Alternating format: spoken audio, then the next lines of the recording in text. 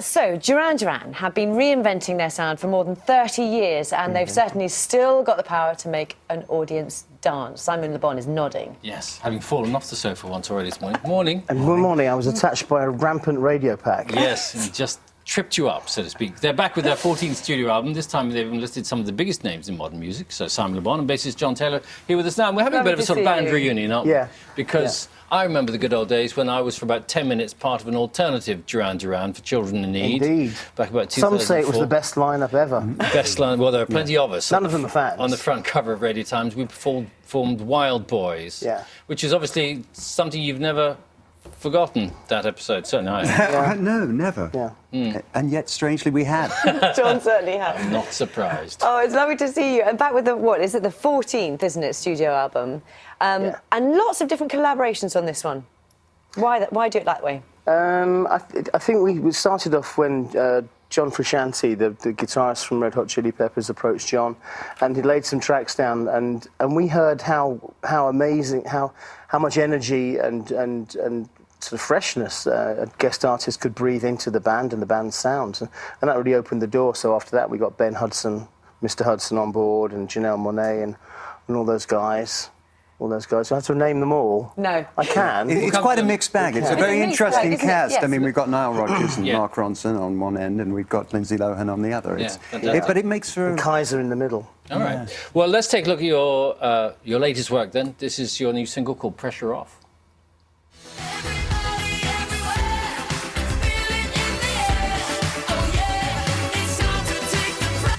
So there's Nile Rodgers playing in the background. He's a lovely man, isn't he? He's an absolute star and a wonderful person, lots of energy, and never stops talking. Really? Only when he's playing.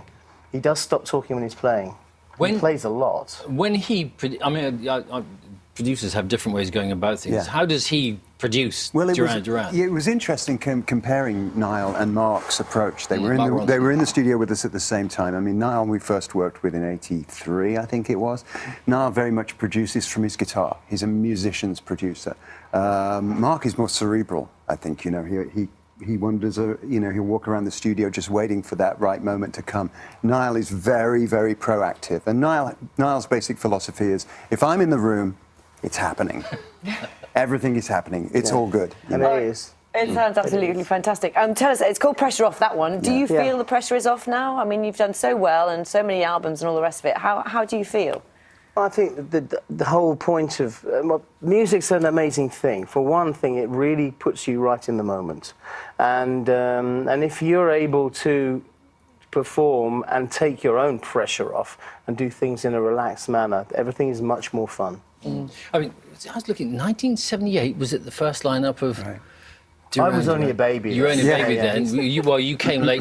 Came late to the show. And by and large, over that period, the lineup there had been sort of wanting people coming. Most of you are still there, who've been there from day one, like 4 out of the 5. Yes, exactly. Yeah. Which says a lot about the way you must get on. It does. I mean, we're like brothers, and we've been through a lot together. We've got a lot of respect for each other. A lot of hairstyles. Too, those pictures. Stop it.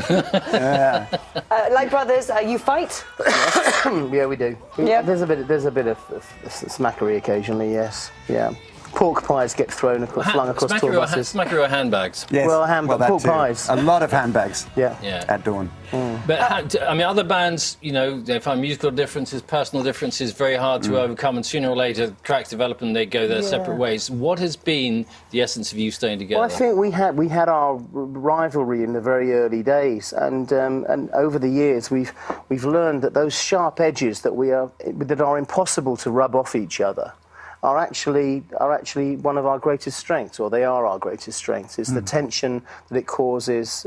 It helps us in the studio, where you've got two people really fighting to make the music their own, and you end up with something that doesn't belong to anybody, but it's better. That's a very interesting way of putting it, isn't it? And you talk about, so many other bands, that have broken up, I feel, prematurely. There's so many bands that I look at and go, I wish they'd worked it out. And I think we learned from that. We still believe we've got something to give if we stay together. You're going on a December tour, and I understand you like December tours particularly. Is that right? Yeah. Yes, we get to go Christmas shopping. In various check out all the Christmas trees in hotels and things. It's a lot of fun. And it's much more of a party atmosphere than that time. Yeah, it seems to work for us. I think the first time we did it was 1981.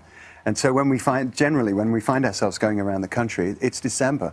But we like that. And we've got a special guest coming on the road with us. Seal has just announced he's going to join us. He's going to be part of the show. So it's Duran Duran and Seal. And there's so much. Sorry to interrupt you. Sorry. And there's so much love for the older songs, some of them, isn't there? How do you mix the two, and how do audiences cope with the mixture? You've got to find the right balance. There's nothing worse than going to a concert and waiting for your favourite song, which is their biggest hit, and they don't play it. It's almost like they're trying to be mean to you. And I think you've got to respect your audiences, and we want them to go away happy, and we want them to come back again. Yeah. So we do play those songs. You've just got to get the right mixture. We think about 2/3 old stuff, 1/3 new stuff. Yeah. You'll be aware that this morning there have been dramatic events taking place in Paris, and you'll have followed particularly closely because you were playing in Paris on Friday, weren't you? Yes. And that must have, really been a shock for you. It's a terrible shock. I mean, it really puts everything in perspective. It's kind of hard being entertainers when that kind of stuff's going down. But you've got to, you wake up the next day, and I woke up in Paris on Saturday morning, and as did so many other people, and we just started to rebuild and get on with our lives. And I think that's what we've all got to do. And don't you? You know, because you played with them, Eagles of Death Metal as well. We just met them at TFI Friday. Yeah. And we had such a good time with them, and it was terribly sad actually to make that connection with them. It felt very personal, because these are our people, this is our industry. Because they were playing in the Bataclan Theatre, of course, when that terrible shooting happened. So we can just have a quick look at how you were together on TFI Friday.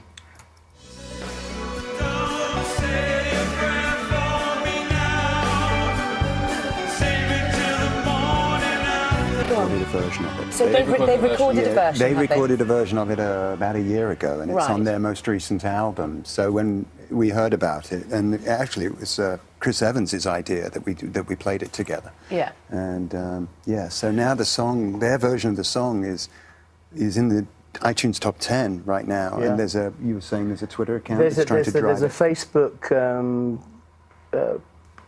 account, there's a Twitter account, the aim of it is to get the song to #1. And you're supporting that, aren't you? We're supporting it, yes, and any of the money that's due to us, we will donate to something which we haven't decided yet. You have the rights to the song, having written it yourselves. Yeah. Have you managed to speak to them at all since the event? Not yet. I think I'm going to talk to Jesse tonight. Yeah. Because I think they're all in LA now. And let's just go back briefly, if we were to the album as well. It's called Paper Gods. Why? Well, we just thought it was the best. It's quite a provocative title. It's quite a provocative song. It's the opening song on the album. Yeah. And if you listen to the song, there's a lot of interesting things about it. Culture, isn't it? Culture is about newspapers, publicity, celebrity, what? It's about the things that Paper Gods. They became these sort of. They could be the newspapers, the media, money, all these aspects of modern life, which could take you away from being human in a way. It's a very broad song. Your It's hard to put your finger on a song, And I just want to people ask you to explain. As purely as a fan, which is your favourite to play? Do you have a favourite? We don't do that. Oh. We absolutely don't do favourites. It's like Simon They're all says, your favourites. They're all our children. Well, you'd have to say that, really. We can have our favourites. But it's like that because Which is your favourite show? Yeah, one night, one song. You can't remember them. Go on. It changed well from night to night. One night we'll come up and we'll say, "Wow, the Reflex was just really clicked." Yeah. And another night it'll be another song, and another Girls night. on Film. Do you still sing Girls on Film? We do. Yeah, we do. That's wonderful. All right, guys. Thanks so much for coming. Appreciate it. Fabulous to see you. Thank you very much. Duran Duran's album, as I said, is called Paper Gods, and their UK tour starts next week. Thank you.